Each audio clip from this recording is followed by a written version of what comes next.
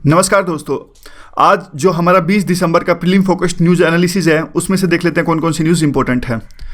देखिए front page पे क्या हुआ है। फ्रंट पेज पे आरबीआई ने एक नई गाइडलाइंस जारी की हैं जो कि देखिए अभी सिर्फ कुछ ही दिन रह गए। 30 दिसंबर लास्ट डेट है जब जिसके अंतर्गत आप पुराने नोट अपने जमा करा सकते हो बैंक के अंदर में।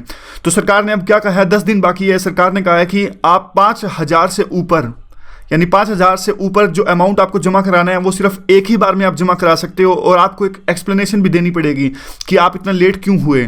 तो देखिए रस होएगा अभी, क्योंकि जिनके पास में अभी काला धन अभी भी बचा है वो पुरजोर कोशिश करेंगे इस बचे हुए 10 दिनों में कैसे ना कैसे करके हम अपना पैसा बैंक अकाउंट के अंदर जमा कराएं। तो इसी वजह से सरकार ने ऐसी गाइडलाइंस जारी की है कि 5,000 से ऊपर आपको पैसा जमा कराना है तो वो सिर्फ आपको 10 दिनों के अंदर सिर्फ एक ही बार में करवाना होगा। और इसके अलावा देखिए सरकार ने एक छूट रखी है। आपको पता होगा प्रधानमंत्री ने एक योजना चलाई है, प्रधानमंत्री गरीब कल्याण योजना।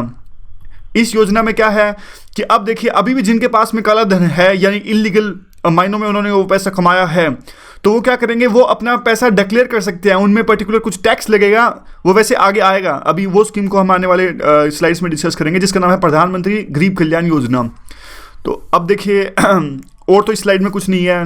और टर्की में कुछ क्या हुआ, टर्की में जो रशिया के एम्बेसडर थे उनकी गोली मारकर हत्या कर दी गई। एक सिक्योरिटी ऑफिसर ने सीरिया के नाम पर उन्होंने कहा कि जो एलोपो में अत्याचार हो रहा है तो कुछ खास न्यूज़ है नहीं। आप एक न्यूज़ बताइए कि एक चीज़ बताइए कि एनआईए जो नेशनल इन्वेस्टिगेशन एजेंसी है वो कौन सी मिनिस्ट्री के अंदर आती है। एनआईए किसको रिपोर्ट करती है, क्या ये होम मिनिस्ट्री को रिपोर्ट करती है या फिर डिफेंस मिनिस्ट्री को रिपोर्ट करती है। आगे देख लेते हैं कौन सी न्यूज़ इंपॉर्टेंट है। आगे देखिए एनजीटी का थोड़ा सा जिक्र है तो एनजीटी के बारे में थोड़ा सा हम देख लेते हैं। क्वेश्चन इस पे आते रहते हैं एनजीटी पे। एनजीटी 2010 के एक एक्ट के अंतर्गत बनाई गई थी, तो स्टैच्यूटरी बॉडी ये हो गई क्योंकि पार्लियामेंट के एक एक्ट के अंदर बनाई गई थी जिसका नाम है एनजीटी एक्ट जिसका नाम है एनजीटी एक्ट 2010। देखिए ये क्या करती है, जो इन्वायरमेंटल के जो राइट्स हैं उनको इन्फोर्स करती है। एक पर्टिकुलर लिमिट के तहत ये केसेस को सोल्व करने की कोशिश करती है। वो लिमिट शायद 6 महीने है या फिर 1 साल है, जो भी आप चेक कर लेना। इसमें 2 तरह के ऑफिशियल्स होते हैं, जुडिशियल ऑफिशियल्स भी होते हैं और एक्सपर्ट मेंबर्स भी होते हैं, 10 प्लस में 10। तो ये सरकार ने एक देखिए एक आप कह सकते हैं कि 1992 में जो अर्थ समिट हुआ था उसके तहत कई सारे देशों ने कुछ ना कुछ अपनी कमिटमेंट रखी थी। तो उसी कमिटमेंट के तहत हमने ये 2010 में एनजीटी बनाई थी। तो यहाँ पे एक क्वेश्चन है आपके लिए कि वैसे तो देखिए ये तो बोल ही दिया, एनजीटी वाज इस्टेब्लिश्ड इन 2010 और वर्क्स ऑन द पोल्यूटर पे द प्रिंसिपल। हाँ ये बताइए कि पोल्यूटर पे द प्रिंसिपल करता है कि नहीं करती। दूसरी, क्या अभी फिलहाल किसके जो चेयरमैन है वो स्वतंत्र कुमार है क्या नहीं है। तो 2 स्टेटमेंट्स आपके पास हैं और आपको बताना है क्या दोनों में से कौन सी स्टेटमेंट सही है गलत है। सोच लिया तो मैं बता देता हूँ, दोनों की दोनों स्टेटमेंट सही है और पोल्यूटर पे द प्रिंसिपल पर ये काम करती है। जैसे कि अभी यमुना जो फ्लड प्लेन्स आए थे, यानी यमुना पे देखिए यमुना नदी पर एक जो श्री श्री रविशंकर है उनका बहुत बड़ा अभी सम्मेलन हुआ था जिसका काफ़ी क्रिटिसिज्म हुआ था कि उन्होंने जो यमुना नदी के फ्लड प्लेन्स हैं उनको नुकसान पहुंचाया, ऐसा आरोप लगाया था काफ़ी जो सिविल सोसाइटी है उन्होंने। तो उस टाइम पे ये केस गया था एनजीटी के अंदर। तो स्वतंत्र कुमार ने कहा था कि जिसने एनवायरनमेंट को नुकसान पहुंचाया है वही पैसा भरेगा, यानी पोल्यूटर पे द प्रिंसिपल। तो अगर ये क्वेश्चन आए क्या एनजीटी पोल्यूटर पे द प्रिंसिपल पर काम करती है, तो हाँ जी बिल्कुल सही करती है। तो आगे देख लेते हैं कौन सी न्यूज़ इंपॉर्टेंट है। तो आगे देखिए जो सबसे इंपॉर्टेंट न्यूज़ यहाँ पर है, 3 इस पेज पे, नेशन के पेज पे 3 न्यूज़ इंपॉर्टेंट है। एक तो जो है थिरुवल्लुवर, इनका देखिए स्टैचू इस्टेब्लिश किया गया हरिद्वार के अंदर में। पहले डिस्प्यूट था, कुछ वहाँ के साधु संत थे वो विरोध कर रहे थे कि इनका स्टैचू ना इस्टेब्लिश किया जाए, फिर अभी इस्टेब्लिश कर दिया गया है। वो छोड़िए आप किस वजह से नहीं कर रहे थे वो हमें नहीं पूछेंगे, न्यूज़ में है इसलिए आप थोड़ा सा जान लीजिए क्योंकि जो पुराने जो फिलोसफर होते हैं उनके बारे में यूपीएससी क्वेश्चन बहुत पूछती है। जो थिरुवल्लुवर थे एक तमिल पोइट थे और काफ़ी फिलोसफर थे और काफ़ी इनका कंट्रीब्यूशन रहा है तमिल लिटरेचर में। एक सबसे इंपॉर्टेंट जो इनका कंट्रीब्यूशन है वो थिरुकुरल नाम से इन्होंने एक एथिक्स पे बुक लिखी थी। दोबारा बता देता हूँ, एक ये तमिल पोइट है और काफ़ी इनका कंट्रीब्यूशन है थिरुकुरल। ये काफ़ी इंपॉर्टेंट बुक इनके द्वारा एथिक्स पे ऊपर लिखी गई थी। और बाकी तो आप छोड़िए क्या है क्या नहीं। वैसे इनकी टाइमलाइन भी देख लीजिए, 4th सेंचुरी बीसी से 1st सेंचुरी बीसी तक ये रहे। तो बस थोड़ा सा आपको पता होना चाहिए, ज़्यादा नहीं, डिटेल में नहीं। एक जो सरकार ने बात कही है मेंस के लिए इंपॉर्टेंट शायद ये हो सकती है कि अल्ट्रासाउंड जो डिवाइसेस हैं वो उनकी मैपिंग की बात सरकार ने कही है कि सारे जो भी irregular, you can say that irregular in मशीनों को ऑपरेट करता है होता क्या, देखिए ये मशीन वैसे तो देखिए किसी प्रकार के डिजीज वगैरह को डिटेक्ट करने के लिए होती है, लेकिन जो ये एक इंडस्ट्री इस्टेब्लिश हो गई है जो कि सेक्स डिटर्मिनेशन के लिए भी इसका यूज़ करती है, बाद में फीमेल फोर्टिसाइड हो जाता है, तो काफ़ी गंभीर समस्या ये है। तो सरकार इससे निपटने के लिए क्या करेगी, जो जितने भी जिनके पास भी अल्ट्रासाउंड मशीनें हैं उनकी मैपिंग करेगी। तो इस तरह का ये है। नीचे भी देखिए एक न्यूज़ इंपॉर्टेंट है प्रीलिम के नज़रिए से, चिल्लई कलां। यूपीएससी ऐसा पूछ सकता है, what is Chillai Kalan. 4 option UPSC देगा। चिल्लई कलां क्या है, एक तरह की आर्ट है, एक तरह का कुछ you can say that season है, कुछ भी है। तो देखिए चिल्लई कलां कश्मीर में एक सीजन है, 40 दिनों तक एक कड़ाके की सर्दी पड़ती है कश्मीर के अंदर, उसका नाम दिया गया है चिल्लई कलां। तो कश्मीर में वो सर्दी अब स्टार्ट हो गई है। उसके बाद देख लेते हैं कौन कौन सी न्यूज़ इंपॉर्टेंट है यहाँ पर प्रीलिम के नज़रिए से। देखिए जस्टिस JS खेखर हमारे 44th CJI होंगे, यानी चीफ जस्टिस ऑफ इंडिया होंगे। तो देखिए अब यहाँ पे दिया हुआ है किसने इनको अपॉइंट किया है, यानी देखिए 44 तो ये सीनियरिटी के हिसाब से हो गए। आपको पता होगा रूल क्या है, कैसे वो इलेक्ट होते हैं।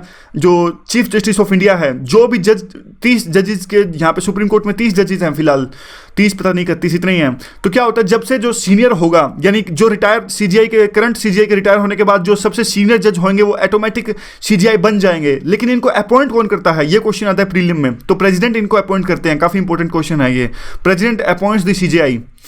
उसके बाद में क्या है, उसके बाद तो देखिए कुछ नहीं यहाँ पर। जो फॉरेन डिप्लोमेट्स हैं वो कह रहे हैं हमको काफ़ी तरह की दिक्कत आ रही है डिमोनेटाइजेशन यानी नोटबंदी के पास बाद में। किस तरह की दिक्कतें उनको आ रही हैं, देखिए कई देश तो ऐसे हैं जैसे अफगान के, या फिर आप अफ्रीका के मान लीजिए, कई देश ऐसे हैं जहाँ पे तो क्रेडिट कार्ड और डेबिट कार्ड पे बैन है सैंक्शंस के कारण में, यानी बैंक्स जो हैं वो डेबिट कार्ड या क्रेडिट कार्ड इशू नहीं कर सकते। तो इनको काफ़ी दिक्कतें आ रही हैं। ये कहते हैं कि हम तो देखिए कैशलेस ट्रांजैक्शन कर ही नहीं सकते, तो इसलिए टूरिज्म में भी कमी आएगी डिमोनेटाइजेशन के बाद में। ये किस लिए मैंने आपको बताया, ये एक एंगल है, यानी फॉरेन रिलेशन का एंगल। इस तरह के एंगल्स आप अपने मेंस के एग्जाम में डालते रहिए। अब देखिए यहाँ पर न्यूज़ इंपॉर्टेंट है, डिजिटल पुश। ट्राई ने क्या कहा है, पहले तो आप ये बताइए कि ट्राई कौन सी बॉडी है, स्टैच्यूटरी बॉडी है या फिर कॉन्स्टिट्यूशनल बॉडी, तो आपको पता हो गई नहीं, या फिर एग्जीक्यूटिव बॉडी है, कौन सी है ट्राई, कौन सी बॉडी है, एग्जीक्यूटिव बॉडी है या फिर स्टैच्यूटरी बॉडी है। ट्राई ने क्या कहा है, ट्राई ने ऐसा कहा है कि देखिए आप क्या कीजिए, आप 100 MB का डाटा जो रूरल के कस्टमर हैं उनको फ्री प्रोवाइड करा दीजिए, यानी हर महीने 100 MB का डाटा जो ग्रामीण इलाके के लोग हैं उनको फ्री प्रोवाइड करा दीजिए ताकि वो डिजिटल ट्रांजैक्शन आसानी से कर सकें। ऐसा प्रावधान करने को कहा है ट्राई ने, और इसका खर्चा सरकार भरेगी। और खर्चा भरेगी कहाँ से, ये इंपॉर्टेंट है। देखिए universal obligation fund, universal obligation fund एक है, इससे सरकार इसका खर्चा भरेगी, 600 करोड़ का प्रावधान होगा। अब क्वेश्चन पता क्या बनता है, यूनिवर्सल ऑब्लिगेशन जो फंड है, एक और जो आपको पता होगा एक सरकार की ब्रॉडबैंड स्कीम है जिससे सरकार 2.5 लाख विलेजेस को जोड़ने का काम कर रही है, वो भी उसका पैसा भी कहाँ से आ रहा है, उसका पैसा भी आ रहा है यूनिवर्सल ऑब्लिगेशन फंड। जो ये स्कीम है ब्रॉडबैंड नेटवर्क वाली स्कीम 2.5 लाख विलेजेस को जोड़ने वाली, ये भारत निर्माण में भी इसका यू कैन से उल्लेख है। और दूसरा देखिए ये कैसे, ये 2.5 लाख जो विलेजेस को जोड़ने वाली जो स्कीम है वो भारतानेट एक स्पेशल पर्पस व्हीकल है, उसके तहत में ये बनाई जा रही है। तो आप बस इसको याद रखिए। यूनिवर्सल ऑब्लिगेशन फंड पूछ सकती है यूपीएससी की किससे रिलेटेड है, तो आपको पता होना चाहिए कि टेलीकॉम सर्विसेज से ये रिलेटेड ये फंड है। यहाँ पे देखिए डिमोनेटाइजेशन यानी नोटबंदी के बाद में एक टीबी पर रिसर्च होती है, ओपन प्लेटफॉर्म रिसर्च, ऐसा ही कुछ नाम है ऑलमोस्ट इसका, ओपन रिसर्च प्लेटफॉर्म या फिर ओपन रिसर्च प्रोजेक्ट, कुछ ऐसा नाम है। तो अब यूपीएससी ऐसा क्वेश्चन पूछ सकती है, जो ओपन रिसर्च प्रोजेक्ट है टीबी के लिए जो रिसर्च करती है वो किसके द्वारा किया जाता है, तो आप इसे याद रखिए, ये CSIR के द्वारा ये किया जाता है। तो इस तरह के देखिए जो भी इस तरह के जो इंपॉर्टेंट फंड्स या फिर इंपॉर्टेंट जो बॉडीज हैं हमेशा हमारे लिए अप्रैल के लिए इंपॉर्टेंट रहेंगी। तो आगे देख लेते हैं कौन सी न्यूज़ इंपॉर्टेंट है। आगे तो देखिए वर्ल्ड की न्यूज़ है, तो ज़्यादा कोई खास इंपॉर्टेंट तो नहीं। मसूल तो आपको पता ही होगा, मसूल कहाँ है, एक ये इंपॉर्टेंट है मसूल। और दूसरा क्या है, लोकेशंस आपको पता होनी चाहिए। मसूल आपको पता है, बताइए कहाँ है मसूल। दूसरा देखिए यहाँ पे तो कुछ खास बस वही बात है जो टर्की के अंदर में रशिया की प्रेसिडेंट जो एम्बेसडर की गोली मारकर हत्या कर दी गई उसी से रिलेटेड है। बाकी तो ये छिटपुट न्यूज़ है, काफ़ी इंपॉर्टेंट नहीं है। उसके बाद में देखिए सरकार ने जो गरीब कल्याण योजना चलाई है उसके बारे में हम थोड़ा सा देख लेते हैं। देखिए इसके बारे में जिसके पास भी ब्लैक मनी है यानी कैश अवेलेबल है, उसको सरकार ने उसके लिए एक स्कीम चलाई है कि आप ये सारा पैसा बैंक के पास उपलब्ध करवा सकते हैं। लेकिन उसके लिए आपको क्या करना पड़ेगा, सबसे पहले तो उसके लिए आपको एक पर्टिकुलर अमाउंट का 30% टैक्स देना पड़ेगा। 30% टैक्स आपको देना पड़ेगा, जिस पे 30% सरचार्ज भी लगेगा। सरचार्ज आपको पता है क्या होता है, सरचार्ज होता है टैक्स ऑन टैक्स। यानी टैक्स के ऊपर जो हम टैक्स लगाते हैं, यानी देखिए टैक्स उनको देना है। गरीब कल्याण योजना में जितना भी पैसा आपके पास में, मान लीजिए आपके पास में कितना 1 करोड़ आपके पास में काला धन है, तो पहले तो आपको 30 लाख देने पड़ेंगे। 30 लाख देने के बाद में आपको 30 लाख के ऊपर पे भी 33% देने पड़ेंगे, यानी टैक्स ऑन टैक्स जिसको कहते हैं सरचार्ज। अगर ये टैक्स ऑन टैक्स किसी पर्टिकुलर पर्पज के लिए हो तो उसको सेस भी कह देते हैं। आपको पता होगा टैक्स ऑन टैक्स जैसे एजुकेशनल सर्विसेज के लिए लगता है, उसका अमाउंट है 3%। इस तरह से ये डिफरेंस है सरचार्ज और सेस के बीच में। तो देखिए अगर 1 करोड़ आपके पास काला धन है तो 30 लाख आपको टैक्स देना पड़ेगा, उसके ऊपर 33% आपको देना पड़ेगा। 33% 30 लाख का मान लीजिए आप कितना हो गया, 9.9 लाख इतना हो गया शायद, है ना, ठीक है। और उसके बाद में आपको 10% पेनल्टी भी देनी पड़ेगी, यानी 10% पेनल्टी कितनी हुई, तो इसकी पेनल्टी मान लीजिए 1 करोड़ की 10 लाख ये हो गई। और ऊपर से आपको क्या देना पड़ेगा, हाँ 50 लाख आपका हो गया ऑलमोस्ट, कुल मिला के सारा कुछ मिला के टैक्स मिला के और 33% टैक्स मान के 10% पेनल्टी मान के 50% हो जाता है, यानी इफेक्टिव आपको 50% टैक्स देना पड़ेगा।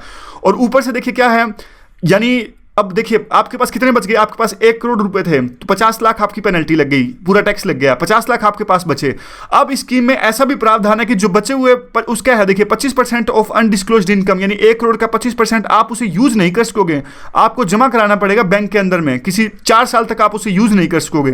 तो देखिए एक तो टैक्स लगाया 50% इफेक्टिव टैक्स जो 50% है, ऊपर से जो टोटल अमाउंट यानी जितना काला धन आपके पास था, जैसे 1 करोड़ था तो उसका 25 लाख तो हाँ वो 4 साल के लिए आप यूज नहीं कर सकोगे, तो आपके पास बचेगा सिर्फ 25 लाख 1 करोड़ में से जिसे आप यूज कर सकते हो। तो ऐसी स्कीम सरकार ने चलाई है, लेकिन इसके तहत में देखिए ऐसा नहीं है, आपका नाम तो डिक्लेयर नहीं होगा और ना ही इनकम टैक्स वाले आपको पकड़ेंगे, लेकिन ऐसा नहीं है कल को कि आपने कोई किडनैपिंग से पैसा कमाया है या फिर किसी और काले धंधे से आपने पैसा कमाया तो आपको उसके अंदर भी छूट मिल गई।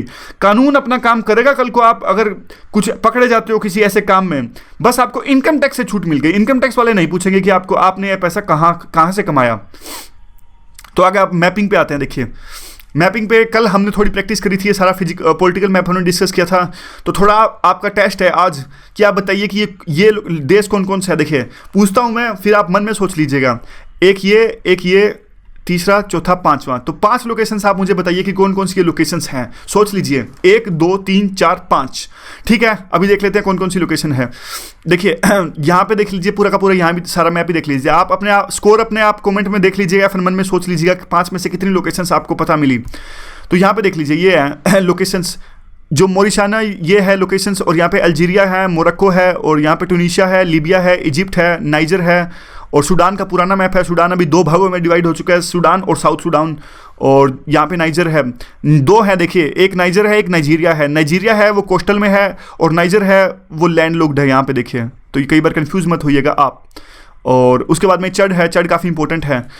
तो देखिए ये तो आप रिवाइज कर लेंगे, बार बार इसे रिवाइज करते रहेंगे हम, जब भी लोकेशंस आएगी तब भी रिवाइज कर लेंगे। तो आज 3-4 जो माउंटेन की लोकेशंस हैं वो डिस्कस कर लेते हैं। सबसे पहले है देखिए एटलस माउंटेन्स, यूपीएससी ने काफ़ी बार ये पूछा है एटलस माउंटेन्स। तो एटलस माउंटेन्स अगर आपसे पूछे कोई कहाँ है तो बता देना भाई अफ्रीका में है। दूसरा आप बता देना कौन से अफ्रीका में है, नॉर्थ अफ्रीका में है, मतलब वेस्ट नहीं आता, ऑलमोस्ट ही नॉर्थ ही है, नॉर्थ अफ्रीका में आप बता देना ये कौन कौन से देशों में है। देखिए जो एटलस माउंटेन्स है ये 2400 किलोमीटर का एक स्ट्रिप है, यहाँ पे देख लीजिए, यहाँ से मोरक्को से लेकर ट्यूनीशिया तक ये जाता है, यहाँ से ऑलमोस्ट यहाँ पे। अब देखिए आप ऐसा मत कहना कि ये बिल्कुल शुरू से जाता है लास्ट में जाता है, हमें सिर्फ देश याद रखने हैं, हमें कोई ज्योग्राफी की मैपिंग नहीं करनी है, हमें बस थोड़ा आइडिया होना चाहिए, और प्रीलिम में सिर्फ इतना पूछते हैं। तो यहाँ से देख लीजिए मोरक्को, अल्जीरिया और ट्यूनीशिया। मैं लिख देता हूँ मैप, नोट टू स्केल है भाई, बिल्कुल आप एग्जैक्ट लाइनों पे मत जाना, ठीक है। तो देखो मोरक्को, अल्जीरिया और ट्यूनीशिया 3 देशों से ये जाता है। 2400 किलोमीटर का एटलस माउंटेन एक स्ट्रेप बनाता है। इसके नीचे है वो सहारा मरुस्थल है, जो सहारा डेजर्ट है इसके नीचे है, एटलस माउंटेन्स के बीच है, और ऊपर जो है मेडिटेरियन सी है। तो यह क्वेश्चन भी, ऐसा भी क्वेश्चन आ सकता है, whether the Atlas mountains is between the Mediterranean sea and Sahara desert, तो you have to say yes it is correct statement. उसके बाद में देख लेते हैं सेकंड स्टेटमेंट। सेकंड जो हमारी आज की लोकेशन है अघर माउंटेन्स भी यही है। देखिए अल्जीरिया के अंदर में है ये, यहाँ पे देख लीजिए जो अल्जीरिया है। ये मैप बहुत ख़राब हो गया, एक सेकंड में इसको दोबारा से मिटा देता हूँ, मिट जा भाई। तो ठीक है, जो यहाँ पे देखिए यहाँ पे है वो है अघर माउंटेन्स। अघर माउंटेन्स अल्जीरिया के अंदर में है। तो यह भी पूछा जा सकता है कि अघर माउंटेन्स कहाँ पे है, तो नॉर्थ अफ्रीका में है और सहारा डेजर्ट के थोड़ा सा नीचे है और आसपास है, और अल्जीरिया में इसकी लोकेशन है। ये ऊपर है, एटलस माउंटेन्स थोड़ा ऊपर है, अघर माउंटेन्स यहाँ पे है, अब फिजिकल मैप में भी देख लेते हैं, ये देख लीजिए, थोड़ा आपको अंदाजा हो जाएगा। ये 3 देशों में जाता है, ये अगर यहाँ पे अल्जीरिया है तो ये सिर्फ यहाँ पे है अगर माउंटेन्स। तीसरी लोकेशन कौन सी है? तीसरी लोकेशन देखिए ये है, आप याद रखिए, तिबस्ती माउंटेन्स। यहाँ पे देखिए तिबस्ती माउंटेन्स, तिबस्ती माउंटेन्स है हमारा चैड के अंदर में, थोड़ा थोड़ा लीबिया के अंदर भी है, यहाँ देख लेते हैं। तिबस्ती माउंटेन्स देख लीजिए, ये सारा स्ट्रेप जो है थोड़ा सा लीबिया के अंदर है, वैसे ज़्यादातर ये है चैड के अंदर है, और थोड़ा सा ये नाइजर के अंदर भी है। तो इतना नहीं पूछेंगे वो कि कौन से देश के अंदर में है, 3 देशों से कौन सा पास होता है, बिल्कुल जो इंपॉर्टेंट लोकेशन है वही ये पूछते हैं। बस ये याद रखिए तिबस्ती चैड के अंदर में है, थोड़ा थोड़ा इसका बॉर्डर लगता है लीबिया, और यहाँ से बार बार इनको रिवाइज कर लेंगे। और अभी देखिए हमने अभी तक तीन लोकेशन हमने अभी डिस्कस कर ली है। पहली लोकेशन थी ट्यूनीशिया से, मोरक्को से ट्यूनीशिया तक एटलस माउंटेन्स जाता है, और उससे नीचे अल्जीरिया के अंदर में थोड़ा सा यहाँ पर है अघर माउंटेन्स, और उससे नीचे देखिए चड, यहाँ पर है ये लोकेशन देखिए यहाँ पर जो मैं अभी कर रहा हूँ, दोबारा आपको हाईलाइट कर देता हूँ इसको। ये जो लोकेशंस है वो है हमारी तिबस्ती माउंटेन्स की, ज़्यादा चढ़ के अंदर में है, यहाँ तो बिल्कुल मामूली सा टच ही हो रहा है लीबिया और यहाँ पे। तो आज की 3 लोकेशंस हैं, धीरे धीरे हम लोकेशन आगे और भी करेंगे। आज की जो हमारी ऑर्गेनाइजेशन है उसको डिस्कस कर लेते हैं। मेकोंग गंगा, देखिए मेकोंग गंगा आपको पता होगा, मेकोंग गंगा यहाँ पे हमारे साइड में है, और 2000 में इसको बनाया गया था, और इसमें 6 मेंबर है। देखिए मेंबर का याद रखने का आसान सा तरीका है, एक इंडिया, एक थाईलैंड, और आगे के जो कंट्री हैं वो CMLV, यानी कंबोडिया, म्यांमार, लाओस, वियतनाम जो हैं। और 2000 में इसे बनाया गया था। 4 देखिए मेन कौन कौन से सेक्टर में काम करता है, tourism, education, culture and communication. कहने के लिए है, मतलब देखिए नॉर्मल से हैं तो ऐसा कुछ याद रखने की जरूरत नहीं है कि इस ऐसे क्वेश्चन नहीं बनेगा कि कौन कौन से 4 सेक्टर हैं, बस पढ़ने के लिए है। बस इंपॉर्टेंट क्वेश्चन कौन से बनते हैं, पहला सेशन कहाँ हुआ था, तो पहला सेशन हुआ था वियतनाम के अंदर में, नहीं वियतनाम नहीं, लाओस के अंदर में हुआ था, और जिसका राजधानी है वियंटाइन, ऐसे इस तरह की कुछ इनकी राजधानी है, और यहाँ इनका पहला सेशन हुआ था। तो 6 कंट्री है, ये याद रखिए, कब बनी थी याद रखिए, मेंबर कौन कौन से है याद रखिए। वो ऐसे ही क्वेश्चन पूछते हैं, क्या बांग्लादेश मेकोंग गंगा का मेंबर है क्या नहीं है? नहीं, बांग्लादेश नहीं है। 2015 में मेकोंग गंगा का क्वेश्चन आया था, और आगे भी आ सकता है, एक इंपॉर्टेंट ऑर्गेनाइजेशन है। तो ये देख लिया यहाँ पे 6 देश कौन कौन से हैं। इंडिया आ गया, उसके बाद म्यांमार, फिर थाईलैंड, फिर लाओस, कंबोडिया, और फिर वियतनाम। उसके बाद में हम देख लेते हैं थोड़ा सा और इसके बारे में। 2000 में इसे बनाया गया था, और फर्स्ट मिनिस्ट्रियल मीटिंग हुई थी इसकी वियंटाइन यानी लाओस के अंदर में, और ये देखिए वियंटाइन ये लाओस की राजधानी है ना, शायद सही है।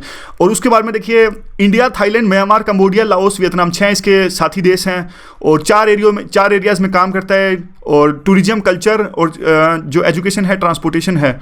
उसके अलावा देखिए इसका नाम आता कहाँ से है, इसका नाम 2 नदियों से आता है। गंगा नदी हमारी जो है काफ़ी महत्वपूर्ण नदी है, काफ़ी लंबी नदी है, काफ़ी जो पवित्र नदी है। मेकोंग का जो स्थान, यानी जैसे गंगा का जो स्थान हमारे एरिया के अंदर में है, वैसे ही मेकोंग का स्थान उस एरिया में है, CMLV कंट्रीज़ में है, और थाईलैंड के अंदर में है।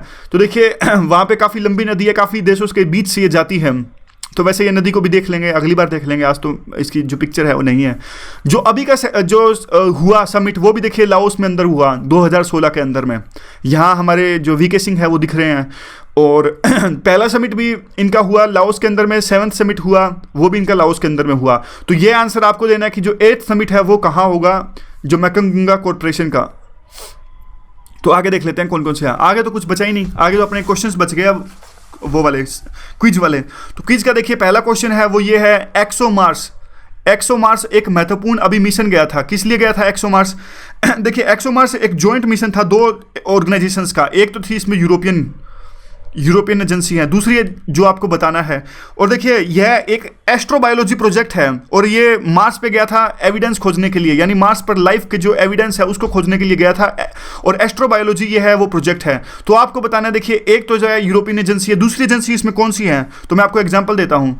एक तो है नासा, क्या सही है गलत? दूसरा जो इसका ऑप्शन है इसरो, क्या इसरो के साथ में गठबंधन था यूरोपियन एजेंसी का?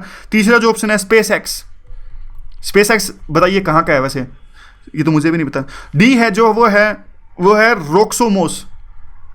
तो 4 ऑर्गेनाइजेशंस हैं, चारों में से आपको बताना है कि कौन सी एजेंसी के साथ मिलके, एक तरफ है यूरोपियन एजेंसी यानी यूरोपियन की स्पेस एजेंसी, दूसरी इनमें से कौन सी एजेंसी ने मिलके एक्सोमार्स को भेजा था?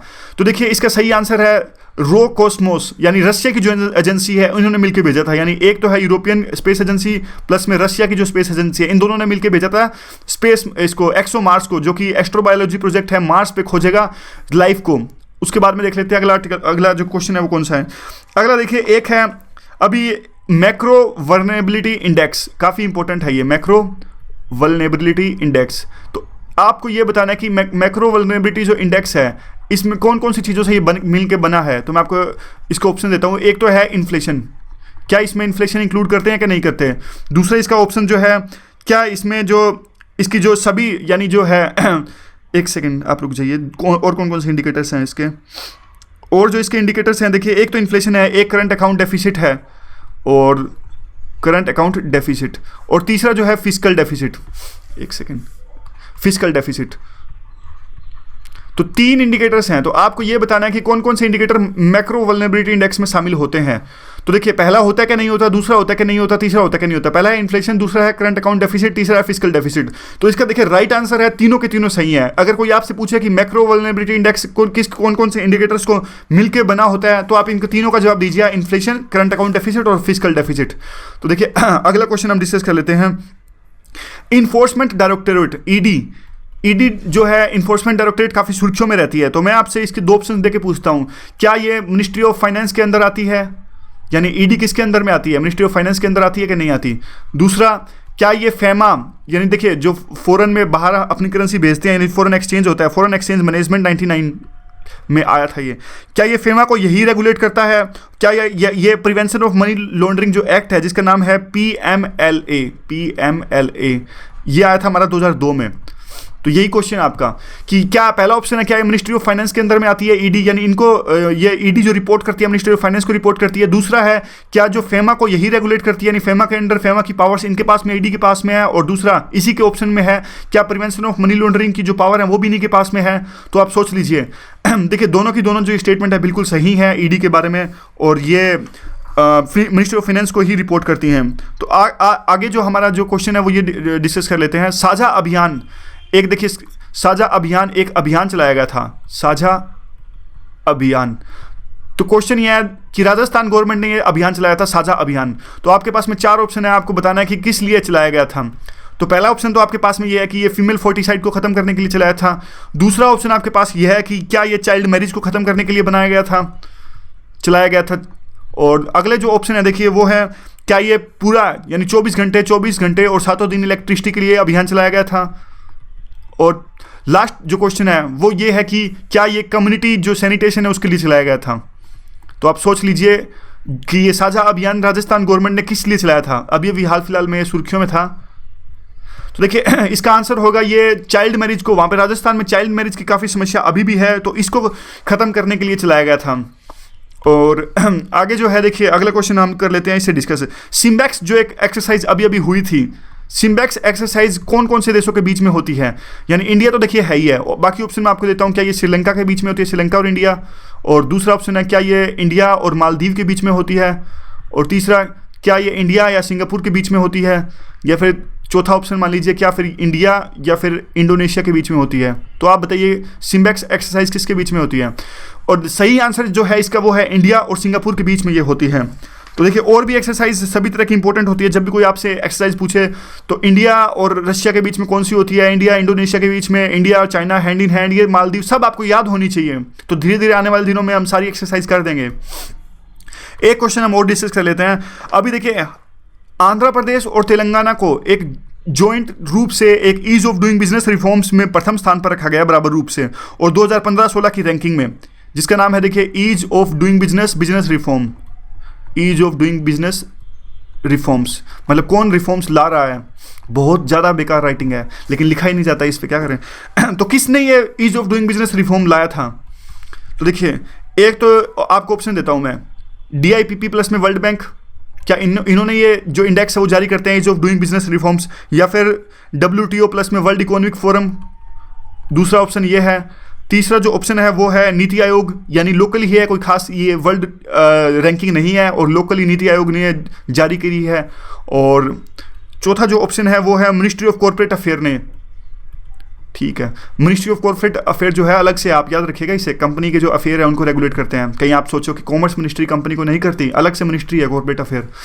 अब देखिए 4 ऑप्शंस में देखिए कि कौन कौन से करते हैं, कौन कौन सा जो है वो ease of doing business reforms को इंडेक्स जारी करता है, यानी इंडेक्स छोड़िए या फिर रैंकिंग देता है, कुछ भी मान लीजिए। आंध्र प्लस तेलंगाना को बराबर रूप से रखा गया था इसमें। तो इसका राइट आंसर देखिए DIPP प्लस में वर्ल्ड बैंक, ये ease of doing business reform की रैंकिंग जारी करता है। तो याद रखिएगा, ये रैंकिंग हमेशा पूछती है यूपीएससी कौन जारी करता है कौन नहीं करता।